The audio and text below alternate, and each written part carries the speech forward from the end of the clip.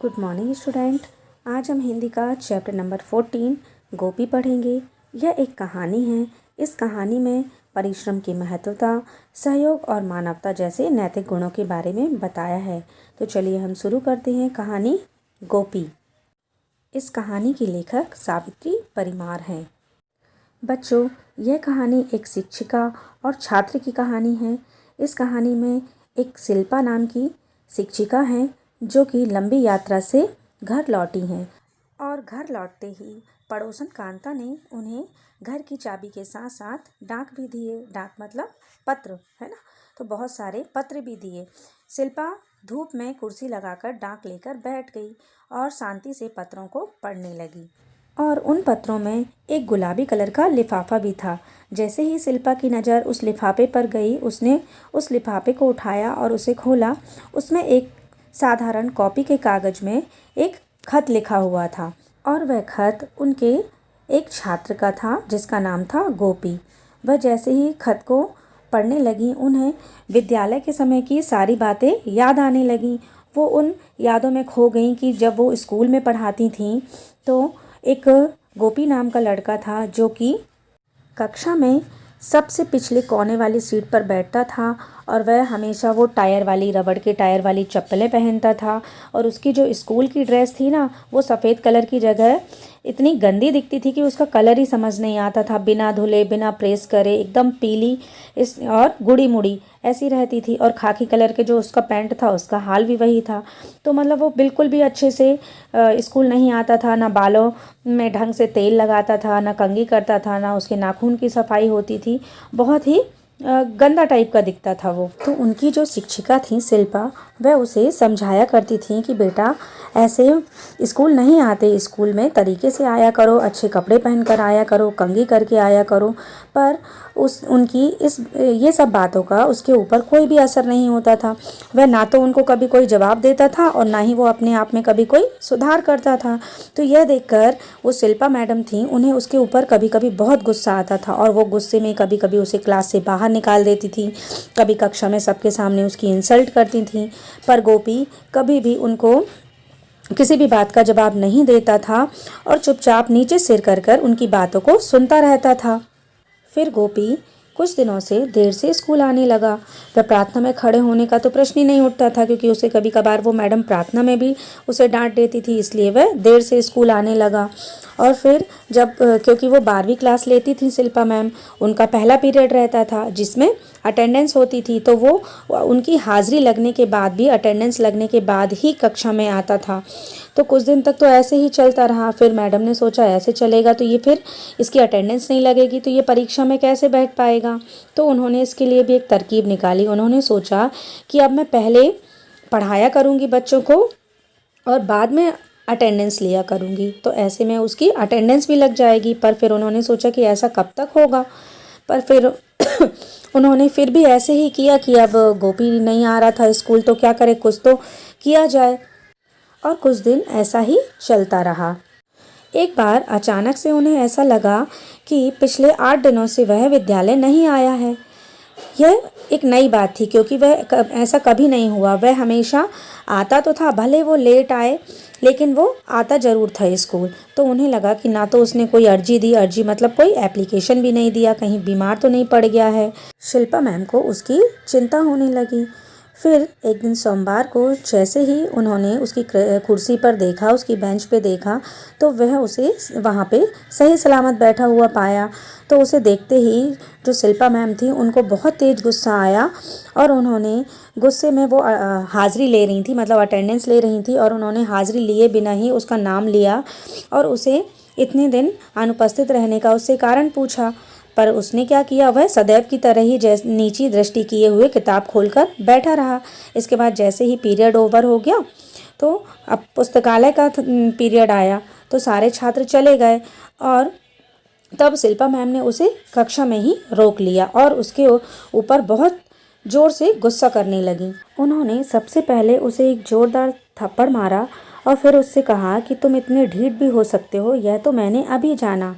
आने पर तुमने माफ़ी भी नहीं मांगी और ना ही कोई अर्जी दी, और ये क्या कक्षा में तुम आकर स्कूल के पोशाक मतलब स्कूल की ड्रेस भी पहन के नहीं आए हो, कैसे कपड़े पहन कर आए हो, और ये सिर पर टोपी लगा कर आए हो, क्या हीरो बनने के लिए आए हो कक्षा में? ऐसे करके वो उससे डांटने लगी।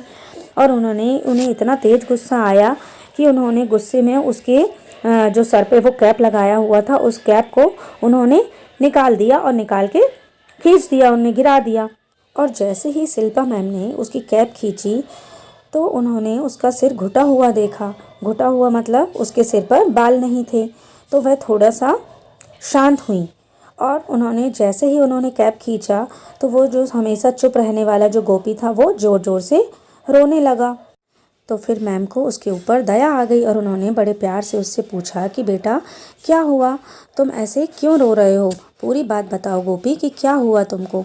तो गोपी ने, जब मैम ने इतने अपनेपन से पूछा तो गोपी ने उन्हें अपने घर की सारी बात बताई, और उसकी आंखों में बहुत आंसू आने लगे और वह बताने लगा कि मैडम जी, मेरे पिताजी की मृत्यु हो गई है, इसलिए मैं इतने दिन से स्कूल नहीं आ पा रहा था।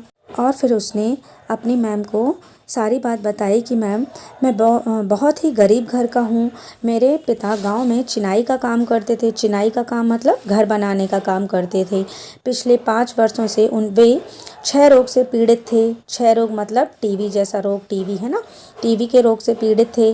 और अकेली मेरे घर में सिर्फ अकेली मेरी माँ थी, तो वह सड़क पर पत्थर और गिट्टियाँ तोड़ती थी, घास काटती, लकड़ी बीन कर बेचती, और हम 2 भाई और एक बहन है, और बीमार पिता, हम सबका गुजारा कैसे करते। और फिर उसने कहा कि दीदी, इतने कम पैसे में माँ कहाँ से हमारे लिए चमड़े के जूते लाती, 2 जोड़ी स्कूल की पोशाकें कैसे लाती, और कहाँ से लाती कि वो हमारे लिए बढ़िया साबुन और नील, मैं कैसे अच्छे से आता फिर। और फिर उसने बताया कि दीदी, मैं माँ का हाथ बटाने के लिए मैं भी सुबह 7 बजे से लेकर 1 बजे तक मज़दूरी करता हूँ, और एक साहब के बगीचे में पानी देता हूँ, 10 घरों में दूध की थैलियाँ देता हूँ, और बाज़ार का सामान ला कर देता हूँ। उसके बाद फिर मैं स्कूल आ पाता हूँ। फिर उसने दीदी से प्रार्थना की कि दीदी, मेरा नाम मत काटिए, मैं आपके घर का काम कर दिया करूँगा। अगर मेरा यह वर्ष निकल गया तो मैं कुछ बन जाऊँगा। और फिर उसने कहा कि हाँ दीदी, मेरे पिताजी की परसों 13वीं है और हमारे घर में कुछ भी नहीं है, और हमारे घर कुछ मेहमान आए हुए हैं, तो मेरे घर में एक टूटी फूटी पुरानी सी घड़ी थी, तो उसे बेचकर मैं कुछ घर का कुछ सामान ले आया हूँ, चाय पत्ती, दूध, आलू आदि लेकर आ गया हूँ, तो इसलिए मैं समय पर स्कूल नहीं आ पाता हूँ।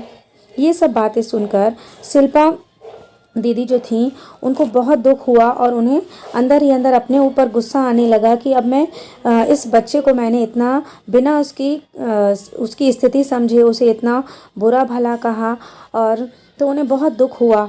फिर दूसरे दिन कक्षा में टेबल पर उन्होंने 100 रुपये रखे और फिर सभी छात्रों को पूरी बात बताई।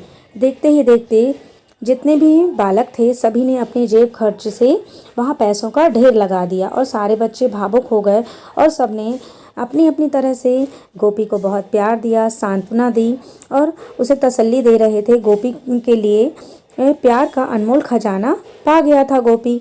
गोपी भी बहुत खुश था। अब गोपी के पिताजी की 13वीं का दिन आ गया। अब उस दिन स्कूल में भी आधे दिन का अवकाश था, तो पूरी कक्षा के जितने भी बच्चे थे वो सभी गोपी के घर पहुंच गए, और उन्होंने वहां जाकर सारा काम संभाल लिया। गोपी के पिताजी के 13वीं का कार्यक्रम अच्छी तरह से निपट गया, और उसके मित्रों के पास जितने भी पैसे बचे थे वो पैसे उन्होंने गोपी की माँ को दे दिए। और एक छात्र जिसके पिताजी की घड़ी की दुकान थी, उसने एक सुंदर सी घड़ी गोपी को भेंट कर दी, और उसके सभी दोस्तों ने उसकी फ़ीस भरने, फॉर्म भरने और उसकी पढ़ाई की तैयारियों में उसकी मदद करने लगे। और जब गोपी परीक्षा में अच्छे नंबर से पास हुआ तो पूरी कक्षा ने उसे उपहार, बधाई और मिठाइयाँ दी बहुत सारी। बच्चों, इस तरह गोपी और शिल्पा दीदी का रिश्ता बहुत ही गहरा हो गया, और उनका जो रिश्ता था वह कैसा था? वह रिश्ता भावना का, मानवता का, सहयोग का और आपसी मेलजोल का रिश्ता था। इसलिए इतने दिनों बाद भी गोपी को शिल्पा दीदी याद रही, और उसने अपने विवाह का निमंत्रण शिल्पा दीदी को भेजा था, जिसे देखकर वह बहुत खुश हुई, और मन ही मन में वे कहने लगी कि हाँ गोपी, ज़रूर आऊँगी, मैं बहू को आशीर्वाद देने ज़रूर आऊँगी। बच्चों, उम्मीद है कि आप लोग को ये चैप्टर समझ में आया होगा। अब मिलते हैं अगली क्लास में। Thank you.